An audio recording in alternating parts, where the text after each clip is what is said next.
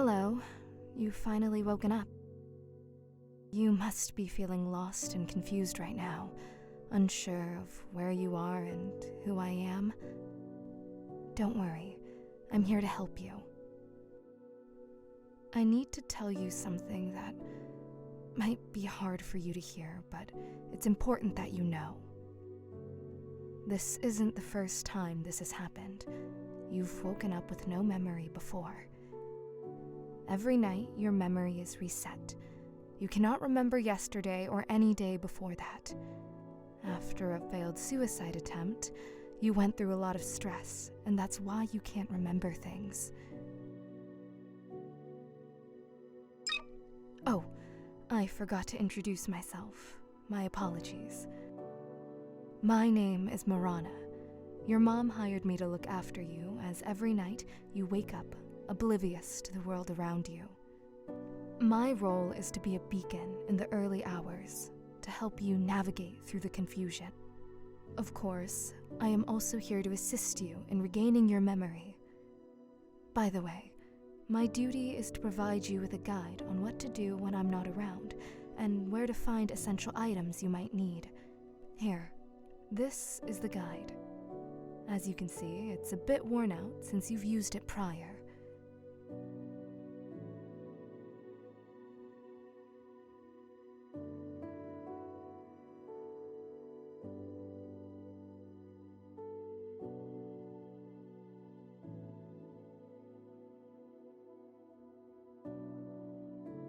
In case of emergencies, the first aid kit is in your cabinet at the very bottom.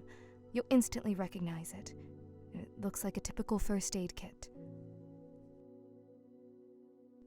Just to be on the safe side, I've sketched a picture of it here in the guide, so you can be sure you've found the right box. To get to the kitchen, you will need to leave your room, walk straight down the corridor, then take a left. That's where you'll find the kitchen. If something happens to either of us, dial 911. That's the number for emergency services. Your phone is on the table. The phone is switched on and fully charged. You've always had a knack for figuring out how to use it, so I'm sure you won't have any issues there. What else was there? I feel like I'm forgetting something. Oh, right. If you have to call an ambulance, you'll need to know your address. It's 4 Buttiff Street, Arc City. It might be a bit challenging to remember right now, so I understand. However, everything I have just told you is written down on this note. Please, keep it safe and always have it with you, okay? Great. You're doing very well. Now, to add a little joy to the moment, I've prepared something special for you. I cooked your all-time favorite dish, toast with egg. It's important to fuel your body.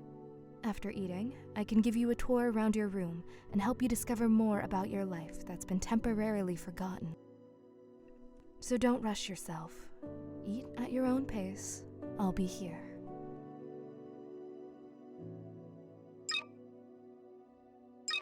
Well, since you're done with your meal, we have one more thing to do. You'll need to take these pills. They're antidepressants. They've been prescribed by a doctor to keep any panic attacks at bay. Without them, things could become difficult, and I don't want that for you. I don't want to appear as if I'm forcing you to take some strange pills, especially if you are uncomfortable. That is not my intention. While it's a condition for me to be able to show you the room, the decision is completely yours. Just so you know, regardless of your choice, I will still guide you around the room. And I understand if you choose not to take them. Will you take these pills or not?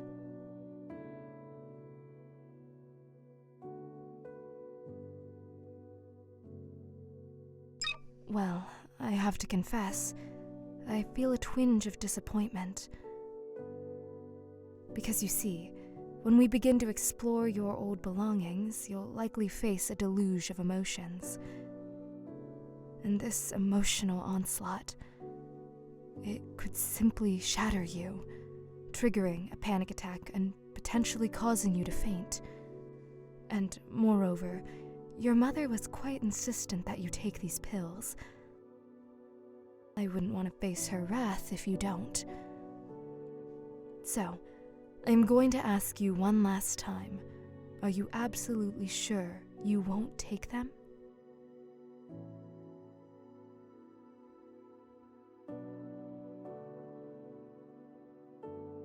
It's odd, really.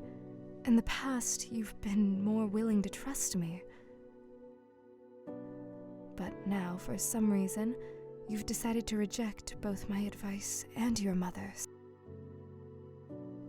I find it deeply saddening, because I am responsible for you, and I bear the weight of your actions as well. But I won't impose on your decision, so be it. No pills for now. We'll still inspect your room, though. I made a promise, and I intend to keep it. You will see every nook and cranny of your space. But before we can embark on that journey, you need to get out of bed. I see that it will be difficult for you to get up, and you'll certainly need my assistance. Give me your hand so I can help you rise.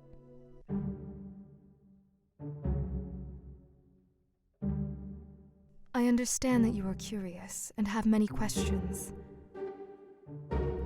Let's do a question and answer session before we check out your room.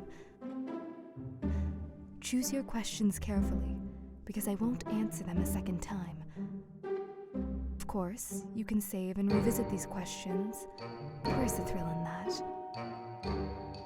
Trust your initial instinct. That's my advice. So, what do you want to know?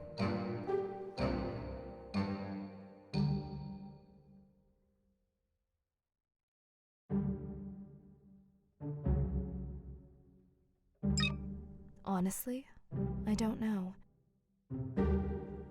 I don't see her when I visit you. It wouldn't be right for me to ask where she is, because she is my boss. So I cannot fully answer that, but I think she is working hard for you. Do you have any other questions?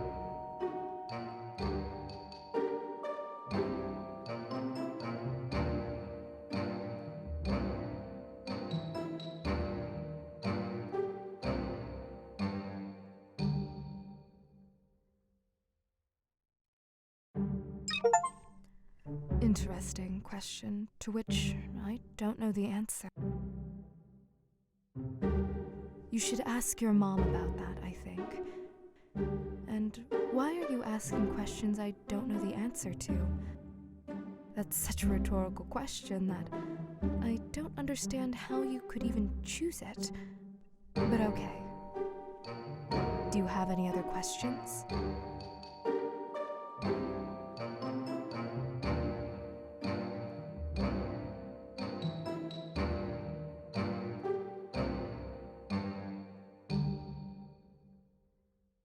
I'm not even sure whether to take that as a compliment or not.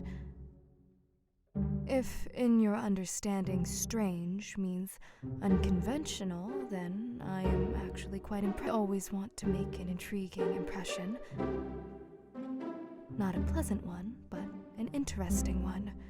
Because to leave it, you're probably wondering about my makeup. I love to experiment with my face and try out different looks. So far, this is my... You should enjoy life and do what you like without worrying what others think. Want to wear weird makeup? Go for it. Want to wear odd gloves? Put them on. Yes, people might give you odd looks, and yes, they might judge, but so people who pass you by won't remember you in 10 minutes. And I won't stress about it. Those unfortunate 2 minutes of judgment can be endured. It's true what they say. People love to talk about themselves. Sorry. Do you have any other questions?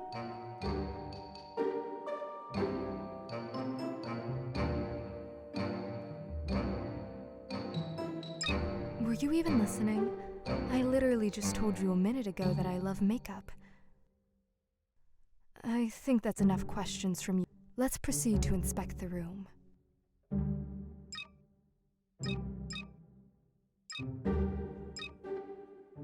This is a poster of a rock band you liked as a child. You know, you used to buy these posters and stick them up. At least this poster still hangs here, reminding you of your childhood and how you were. I think removing the poster is not a good idea. It would take off the wallpaper as well, ruining the look of your apartment. You can continue looking around the room.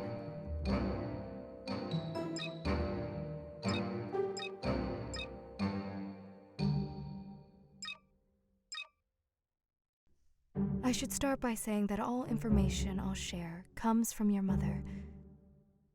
This is your laptop. You enjoyed listening to audiobooks and playing games. You also use the laptop for your studies. You even made friends online to play games with. This laptop is like an extension of you. You practically spent all your time on it. As soon as you left school, you initially spent a lot of time on your laptop. Apparently, you were attempting to isolate yourself from reality and its consequences. But soon after, you grew tired of it and stopped playing video games. I'm not sure if it was a good or bad decision, but it definitely changed your life a bit. By the way, you can look into your laptop and see what's there. Want to check? Well then, take a seat in the chair and you can take a look.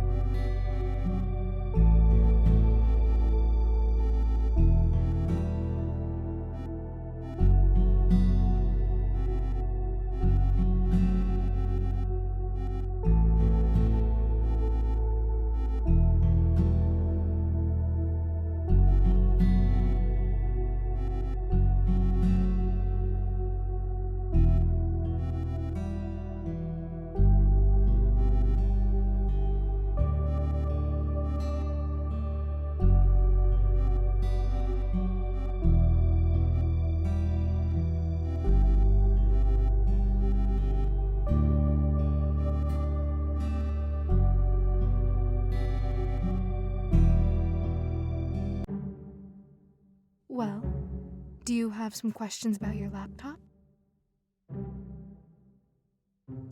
Yes, you really did. As you can see, not every story has a happy ending. But you're always trying to make stories with happy endings, like those in movies. I think the story with the ballet dancer shouldn't have ended like that. That ending was so stupid, like, what? Why? The story could have ended when Alara realizes the memories are fading, and she's not happy anymore.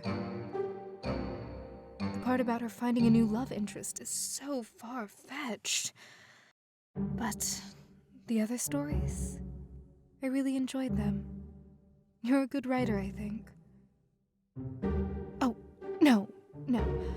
I just confessed to looking at your laptop. Sorry. I didn't mean to. I'm just a bit tired from work, and when you sleep, or I go to internet forums, they're funny, I think.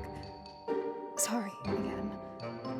But since you don't have much information on your laptop anyway, it's not a problem at all.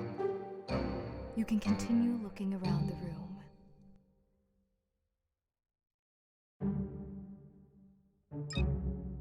This is the plant your mom gave you for your birthday. It's surprising it's still alive after so long. Just kidding. It's really because you've always taken such good care of it. Lately, with your health troubles, it's your mom who's been looking after it mostly.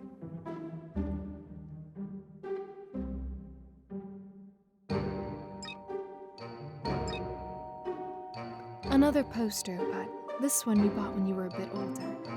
You were a fan of anime, it seems? But since you were a child, I understand you. I was the same. Only later do you realize that such... Or do they? Maybe. Don't lose hope. Anything can happen, but that's not really important. Later, you regretted buying the poster. This is the coziest place on the planet. Oh god, if it were up to me, I would sleep in bed all my life. I know it's not much different from death, but I love dreaming, so death is not an option.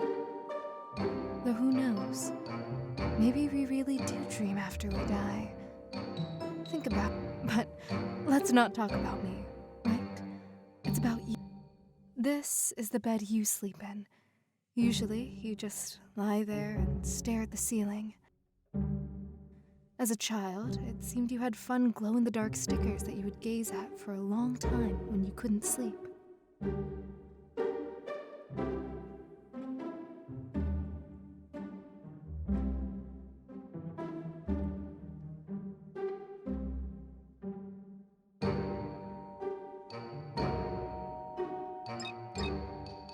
This is your diary, the most important thing you have. And reading it might, but since you've clicked on it, you definitely need to read it. I won't disturb you during this time. Read at your own pace. If you want to share your emotions after reading, I'll be glad to listen.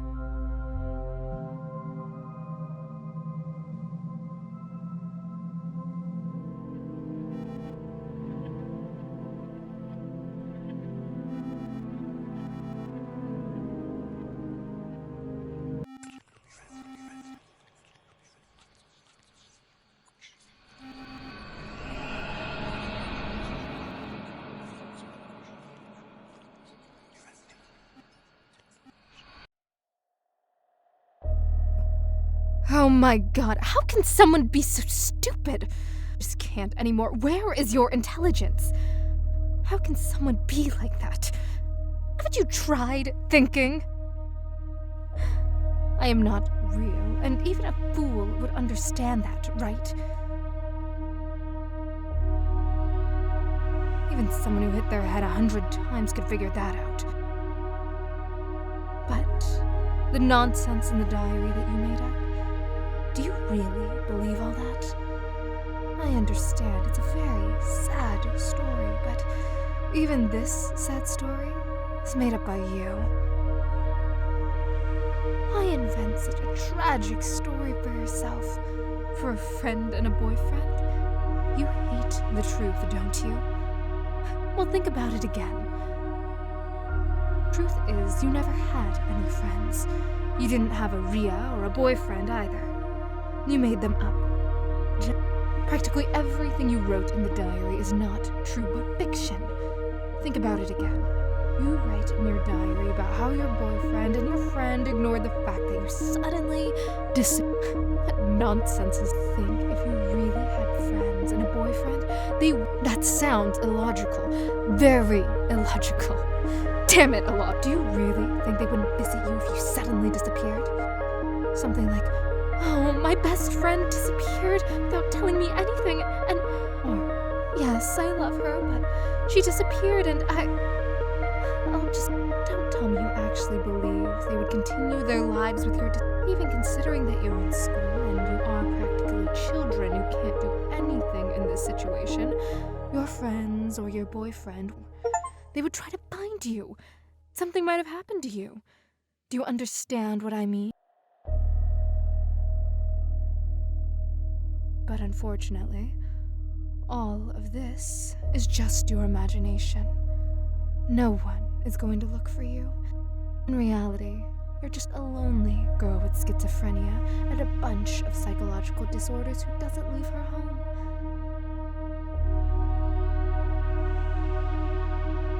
You've had this illness since childhood. You didn't go, and your mom kept you at home. You hardly saw the sunlight in your life. Not that it's... Your father left your family not because of some student he found, but because of you. And you've gotten too caught up in your own play. I'm tired of being in it. I'm leaving. Stay by yourself and enjoy the solitude, since you...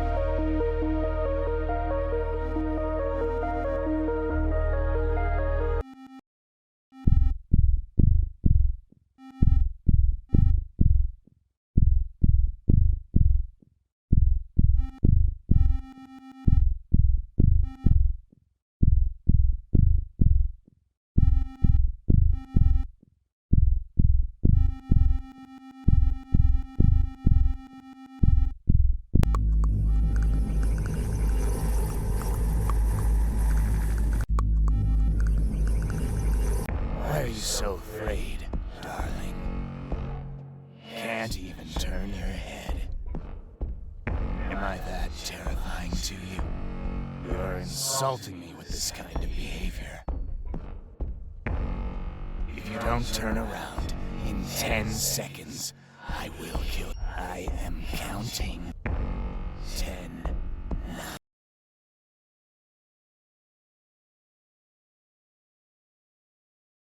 5, 4, 3, 2, 1. Good girl. I thought that you were really stupid, but I see some progress. Oh, well, well. Who do I see? Did you get lost, dear? It must have been. I understand you like no one else. It's okay. Sooner or later, what you see is your mother. Or rather, what's left of her. Ah, yes. Who did this to her, you ask, right? You did.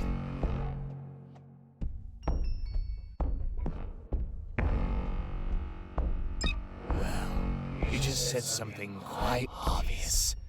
Indeed. But to you, I am real. I'm your consciousness. Believe it or not. I don't need your trust. It's worthless. You're a sick person who should kill yourself. It's all your fault that your mother has been decomposing for a week under her bed. If it weren't for you, she and you, a criminal. But personally, I think it's better to kill yourself than... Ah, wait. Your look. I know what it says. You don't just disbelieve me. You want to see evidence. Well, you could have said so straight away. I will gladly show and tell you everything in detail. It was a regular evening, and you had a fight with your mom. You had been arguing quite a bit lately, mostly about trivial things. But at some point, your mom began to lose her mind with anger towards you. She got... Perhaps she said more, but all you could hear was the echoing word. Let's talk more about how exactly you killed her. You don't remember? With that face? Honestly, you hesitated at first. But after grabbing the huge vase, I was telling you to do it at that moment. You know, I had a bit of courage. At one point, after mustering a great deal of courage, you took a lap. Boom! Your mom had no opportunity to grasp what happened. But wait, what happened next? Your mom looked at you, not fully comprehending what you just did. Scared, you ran. Or maybe you wanted to run away from home. Your mom chased after you, not understanding you're in the kitchen. Your mom's in the kitchen. But there's a difference. You're standing next to a branded, huge, sharpened knife. You take in your hand. And you point. Your mother, naturally, is in total shock. She tells you, don't do anything stupid. With a trembling, frightened voice. You, like a complete rag. That's suddenly, your expression turned in. Before that, your mom tried to say something. And what do you think? I think you know and suspect what happened next. You plunge that huge knife into your mother's heart. With blood under pressure from the heart can enter the bronchi and trachea, causing blood to be coughed up. This can occur if the injury creates a passage between...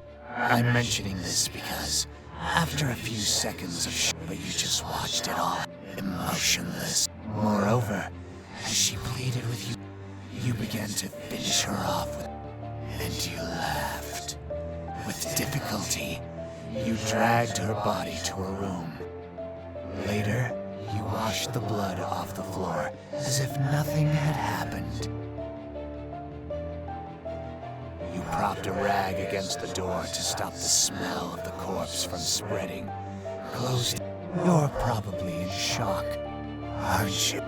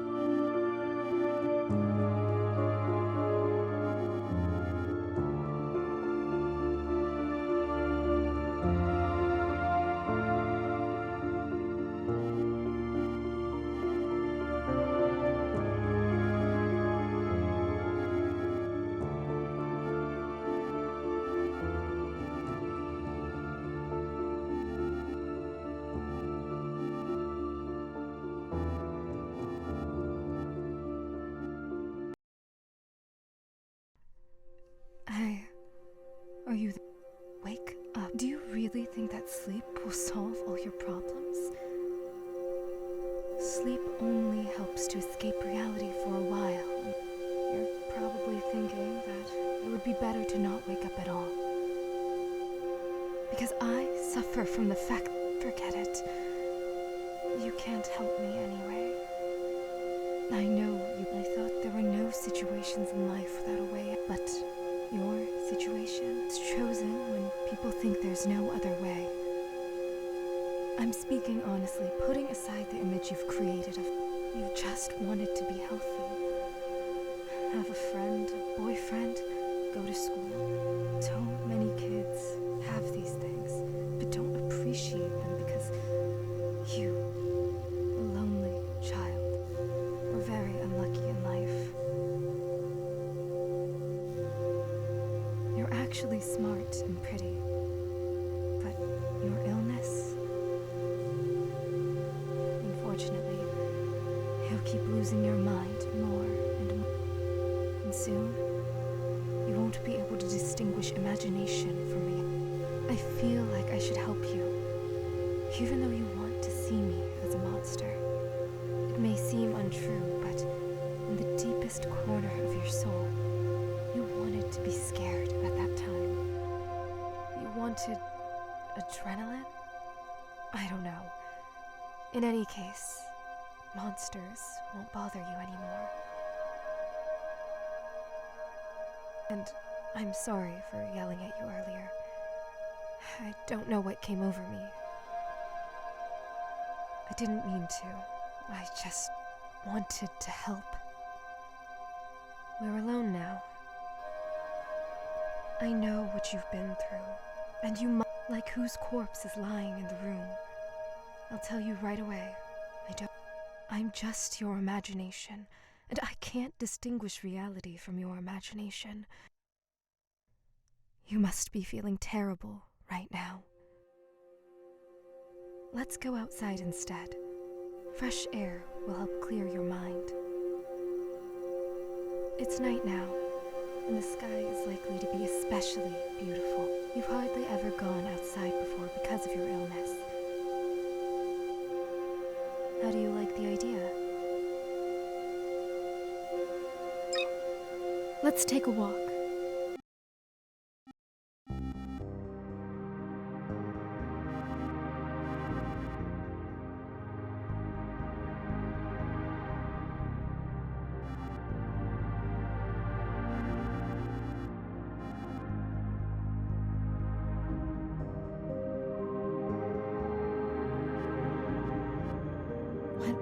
Beautiful sky. It feels like the stars are they twinkle so fast, as if they're sending a signal. Or is it? Just kidding, just kidding. And the night air smells so wonderful, combined with the slight chill. Don't you agree?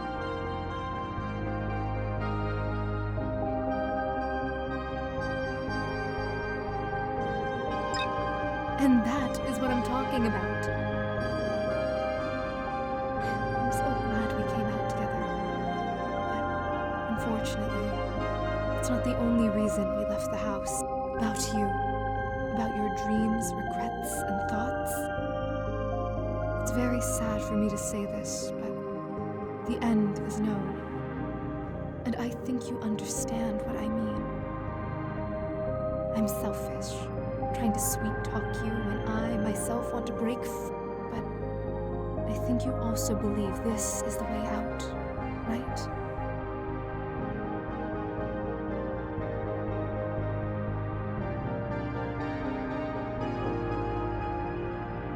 I knew you'd answer like that. But just saying that, but deep down, I know how you feel. Because I am you. It's strange.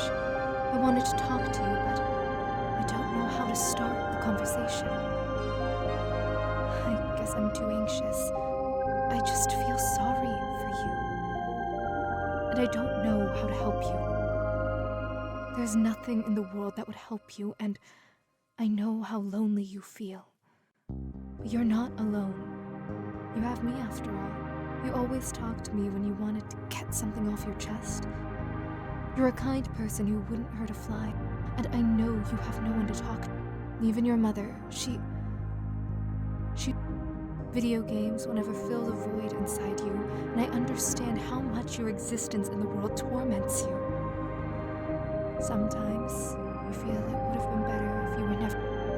Even in the event of your death, there's no one who would cry for you. Usually it's only family and close ones who hold you back from the edge. But you?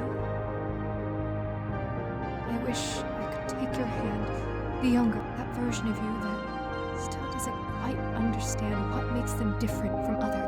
Imagine your life if that were true. You would have a friend, a boyfriend, a loving mother, and if it's what you always wanted more than anything in life. Though these are simple things, people on the internet, they don't quite fill the void you have inside. Some just disappear without a trace. They delete their account forever, or they start ignoring you as if you were never friends. Absolutely everyone, no one will stay with you. Though you, if I remember correctly, sometimes it seems that all people are cruel by nature. They will betray. Io was such an example for you. That's her nickname online. Because of your amnesia, you probably don't remember her.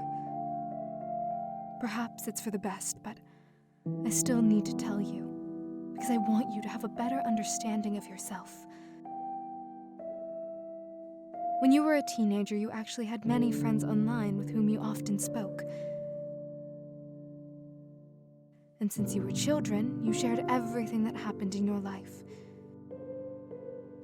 You became friends with Io shortly before your 13th birthday.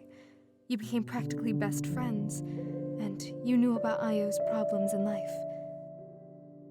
Everyone had problems, and you worried about Io, and even cried when she was hurt, always trying to support her, when she was at the toughest moment of life and death. But could she do the same for you? Obviously, she didn't do that for you. She just deleted her account at some point when you wrote to her about your problems. Since you knew her by heart, you easily found her new account. She added all the friends from the previous page there. All, except you. I can't imagine what you felt looking at this. Sometimes, you even thought about writing to her. Ask what's wrong. Maybe there was a mistake. After all, even if she didn't want to support you, you still wanted to communicate. That's how lonely you were. I think this has greatly affected you. You still, after years, follow her social networks, where she is happy. I don't know if you're happy for her, or sad, or hate her. What do you feel for her?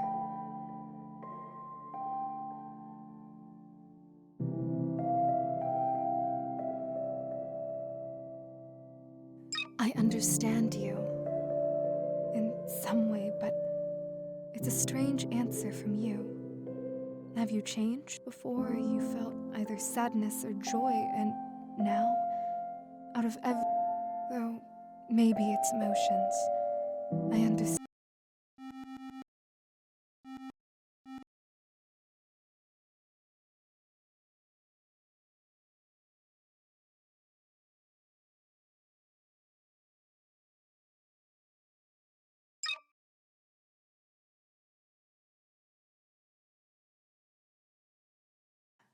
I don't know.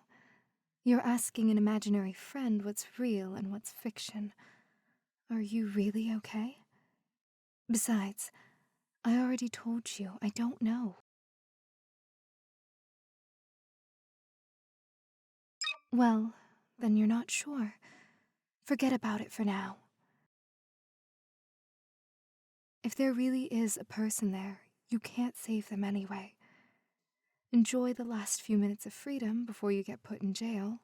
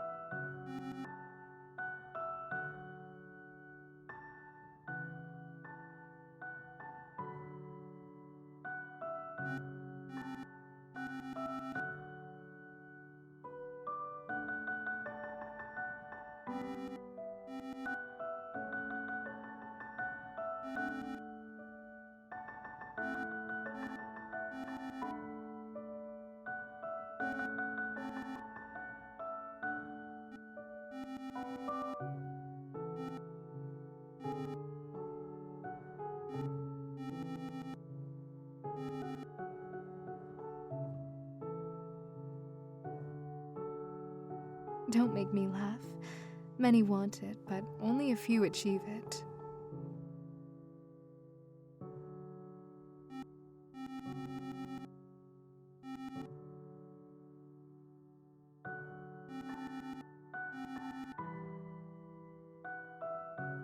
For the better? That's a subjective concept. Good and evil are subjective. Even so, everyone has different standards. What seems... Not at all. Every person is different.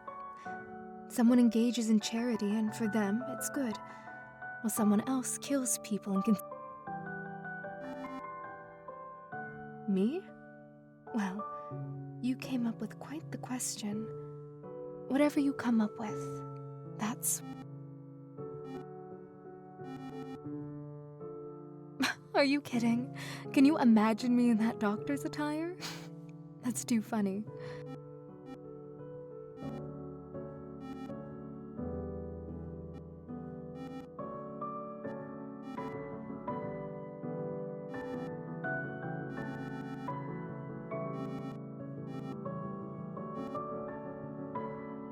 Thanks for the compliment, but because you still can't decide who I am for you, you don't know yourself. How can you create a constant personality for me? To distinguish, you need to think. Assume something. Think critically. What could really happen and what sounds a lot? Only in the end will you find out what's true and what's not. So,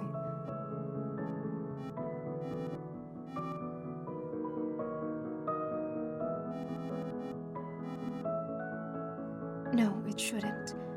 You're liberating both yourself and me.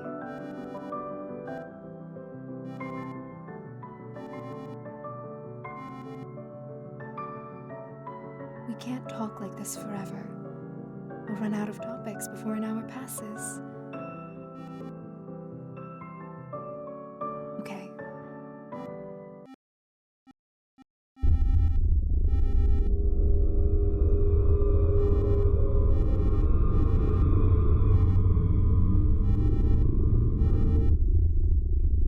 What happened? Why did you stop? What are you thinking about?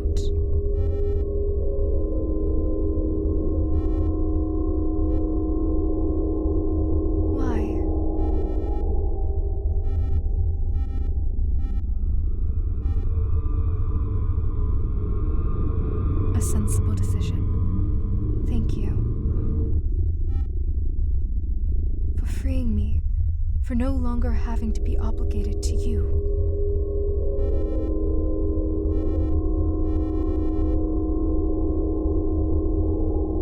You're welcome. You imagined me to behave this way, didn't you? Apparently, you desperately wanted support and learned to control your hallucinations. Are you scared?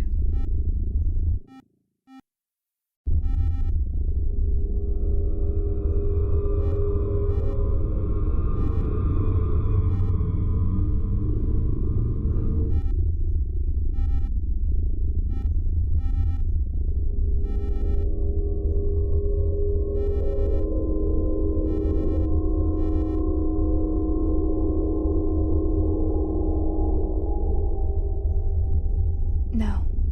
How can everything be good for you? You will never cure your schizophrenia no matter how much you want it.